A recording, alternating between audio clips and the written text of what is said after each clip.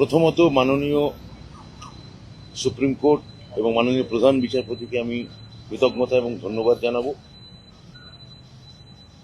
এই রায়ের জন্যে। আমি মাননীয় মুখ্যমন্ত্রীকে আমি নমস্কার জানাই এবং বলি যে তিনি এই কেসটা আগাগোড়া পর্যবেক্ষণে রেখেছিলেন এবং আজকে মহামান্য সুপ্রিম কোর্ট যে রায় দিয়েছেন তাতে আপৎকালীন একটা স্বস্তি নিশ্চয়ই পাওয়া গেছে, কিন্তু এই স্বস্তি সাময়িকই। মহামান্য আদালত যা বলেছেন সেই অনুযায়ী আমাদের এটা একটা প্রাথমিক ভাবে আমাদের পক্ষে আশাজনক বা ইতিবাচক খবর, কিন্তু যতক্ষণ না বঞ্চিত এবং যোগ্য শিক্ষক আইনি পরামর্শ সমেত আইনি সহযোগিতা এবং মুখ্যমন্ত্রীর তত্ত্বাবধানে যতক্ষণ না আমরা তাদের পূর্ণ মর্যাদা ফিরিয়ে দিতে না পারছি যোগ্য বঞ্চিতদের, ততক্ষণ আমাদের কোনো স্বস্তি নেই। আমরা এটা শেষ পর্যন্ত দেখব, যাতে আমরা মাননীয় মুখ্যমন্ত্রী যেমন বলেছেন আমরা যাতে ওদের পাশে আইনি সহায়তা দিয়ে পূর্ণভাবে পাশে থাকতে পারি। কালকে যারা যারা স্কুলে যাবেন কালকে সেই তালিকাটা কিভাবে তৈরি হবে, তারা যোগ্য কিভাবে যাবে সেটা কি আপনারা? শিক্ষকদের ক্ষেত্রে তো আলাদা কোনো তালিকার কথা মহামান্য সুপ্রিম কোর্ট বলেননি, ফলে এই প্রশ্ন ওঠে না।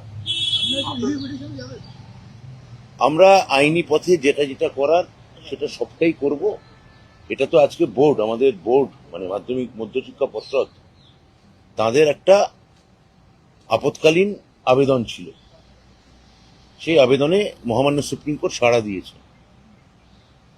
এরপরও যা যা ধাপ আছে তাতে আমি বললামই, তার পুরোটা আমরা কমপ্লাই করার আমরা করতে বদ্ধপরিকর।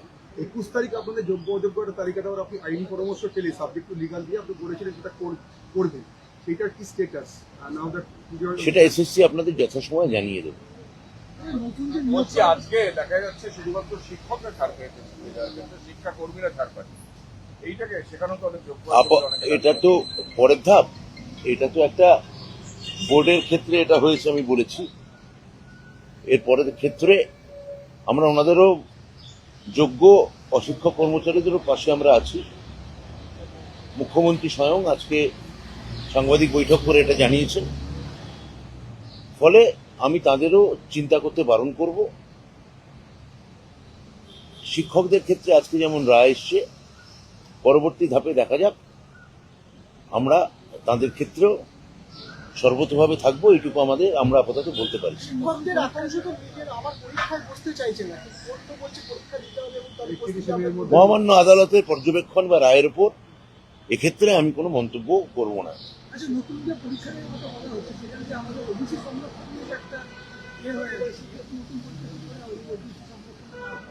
যদি কোনো পরীক্ষা বা ইত্যাদি যেগুলো আপনারা বলছেন, ভালো করে যদি রায়টা পড়ে দেখেন, তা 16 সালে রুলের উপর নির্ভরশীল।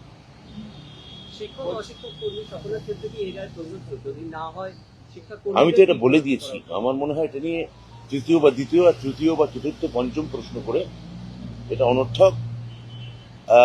বিষয়টাকে বিলম্বিত বা প্রলম্বিত করে লাভ নেই। আমি যেটা বলেছি আমি সেটা বলে দিয়েছি।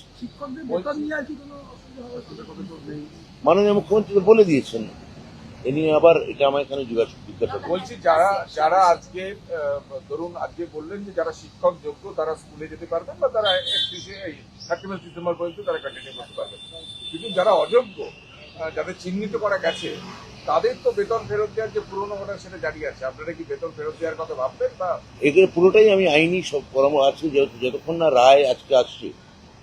এটা এমন হতে পারে যে আপনাদের একটা পর্যবেক্ষণ, এখন রায় সত্যি কি রিফ্লেক্ট করছে সেটা আমি যতক্ষণ না নিজের রায় দেখছি বা আমাদের আইনজীবীরা যতক্ষণ রায় না দেখছেন ততক্ষণ এই বিষয়ে কোনো চূড়ান্ত কথা বলা সম্ভব নয়। ক্লারিফিকেশন পিটিশন আলাদা, ক্লারিফিকেশন পিটিশনে আজকে একটা উত্তর পেয়েছি, আর পরের ধাপ আমরা আইনি সহযোগিতা নিয়ে আমরা পরামর্শ নিয়ে আমরা জানাবো। রিভিউ পিটিশনটা কবে নাগাদ হতে পারে? এখন এই মুহূর্তে আমরা বলতে পারছি না, কিন্তু সেটাও আমরা বঞ্চিত যোগ্য শিক্ষকদের সঙ্গে পরামর্শ সাপেক্ষে এবং আইনি সহযোগিতা সাপেক্ষে আমরা যথাসময়ে জানাবো। আপনি আগের বার বৈঠকের পর বলেছিলেন যে 15 দিনের মধ্যে বা 2 সপ্তাহের মধ্যে যোগ্যদের একটা তালিকা, যোগ্য অযোগ্যদের তালিকা। সেটা এক্ষুনি বললাম, এসএসসি জানিয়ে দেবে 21 তারিখের মধ্যে। হ্যাঁ, জানিয়ে দেবে। আচ্ছা আমি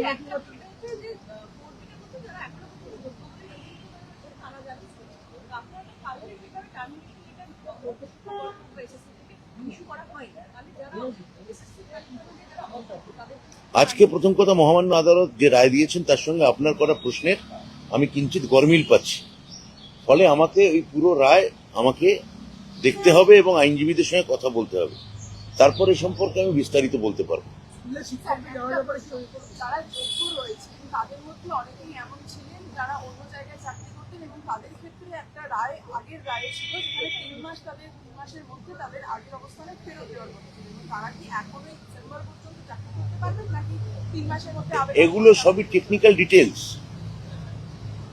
মূল কথা হচ্ছে যে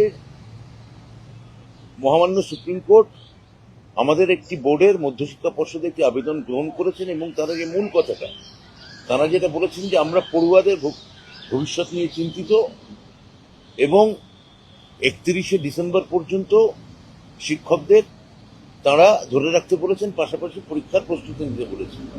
এর সঙ্গে আপনি যে টেকনিক্যাল যে বিষয়গুলি বলছেন তা যতক্ষণ না আমরা রায় দেখতে পাচ্ছি এবং আইনজীবীদের সঙ্গে পরামর্শ করতে না পারছি, এই মুহূর্তে তা নিয়ে আমাদের কিছু বলা সম্ভব নয়। টিচারদের কি স্কুলে যেতে বলবেন কাল থেকে? আমি শিক্ষকদের, বঞ্চিত যোগ্য শিক্ষকদের বলবো, আমি যেমনটা বলেছিলাম যে আপনারা ধৈর্য ধরুন। আমি প্রথম দিন বলেছিলাম, মাঝখানে অবশ্যই কসবায় একটা অনভিপ্রেত ঘটনা ঘটেছে, কিন্তু তারপরে আমি বলেছিলাম যে ইতিবাচক হওয়ার, আশাবাদী হওয়ার কারণ আছে, পরিসর আছে, অবকাশ আছে। আজকে সেই ইতিবাচকতার একটা প্রথম পদক্ষেপ আমরা অস্ফুট হলেও দেখতে পাচ্ছি। এটা যখন সর্বত চেহারা পাবে ততক্ষণ পর্যন্ত আমরা সর্বতভাবে আপনাদের সঙ্গে আছি। মহামান্য আদালত যা রায় দিয়েছেন সেই অনুযায়ী আমার মনে হয় আপনাদের এখন পড়ুয়াদের কথা ভাবা উচিত। আপনাদের নিজ নিজ কর্মক্ষেত্রে, আমি যেমন আগেও বলেছিলাম যে আপনাদের কাজে আপনাদের ফেরত যাওয়া উচিত। এসএসসি তো 5300 দিনের তালিকা ফেব্রুয়ারিতে এফিডেভিট করে সুপ্রিম কোর্টে দিয়েছিল অযোগ্যদের তালিকা বলে, বেসড অন সিবিআই ইনভেস্টিগেশন। তার ভিত্তিতে কি যোগ্য অযোগ্য বাছাই করে তাদের কি স্কুলে যাওয়ার কথা বলবেন?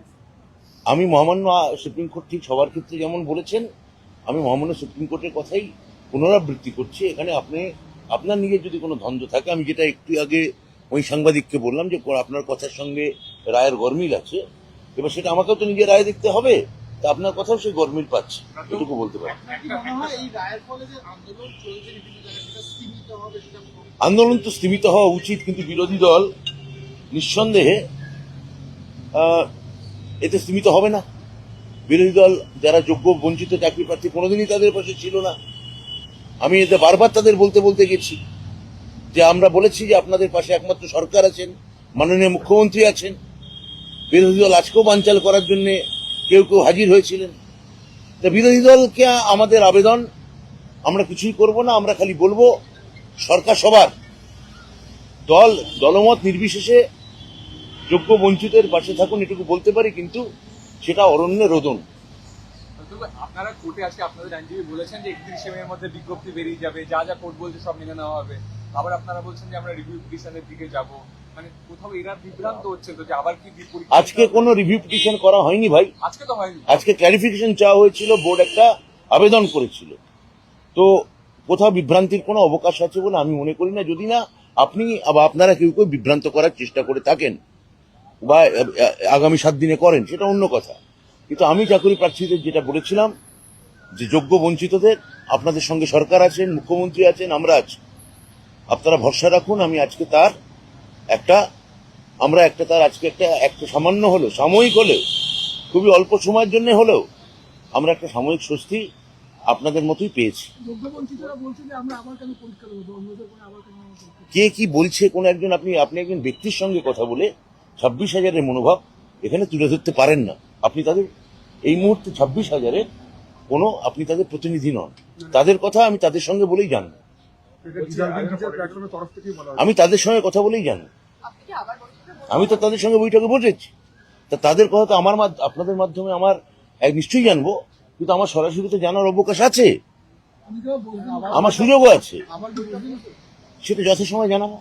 ওই যে একটা পলিটিক্যাল প্রশ্ন করি, আজকে মমতা বন্দ্যোপাধ্যায় রাজ্যপালকে ওই যন্ত্রস্থ মুর্শিদাবাদে যেতে রিকোয়েস্ট করেছিলেন না যেতে, কিন্তু আজকে রাজ্যপাল মুর্শিদাবাদ যাচ্ছেন, কালকে ওখানে এলাকাগুলো দেখবেন। আমার মনে হয় মুখ্যমন্ত্রী যে কথাটা বলেছেন তিনি কোন সাংবিধানিক পদের সেটা মান্যতা দেওয়া উচিত।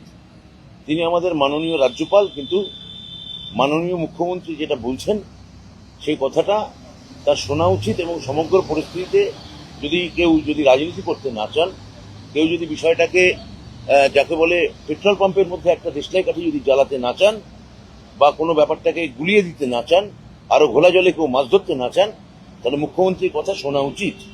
শুনলেন না আজকে যাচ্ছেন। আমি তো বলে দিলাম আমার মত। বিজেপি রাজ্য সভাপতি বলছে সুপ্রিম কোর্টের নির্দেশকে স্বাগত জানিয়ে এই যে ঘটনা ঘটেছিল যোগ্য আলাদা না হওয়ার জন্য এসএসসি এবং রাজ্য সরকারকে দায়ী করছেন বিজেপি রাজ্য সভাপতি, কিছু বলতে চাইবেন? ওনার কথা শুনলে আমার সুকুমার রায়ের কবিতা মনে পড়ে, ওরে আমার গোবর গণেশ ময়দা ঠাসা নাদুস। প্রিয় দর্শক, আরও নিত্য নতুন ভিডিওর আপডেট পাওয়ার জন্য আমাদের ইউটিউব চ্যানেলটিকে লাইক, কমেন্ট, শেয়ার এবং সাবস্ক্রাইব করুন।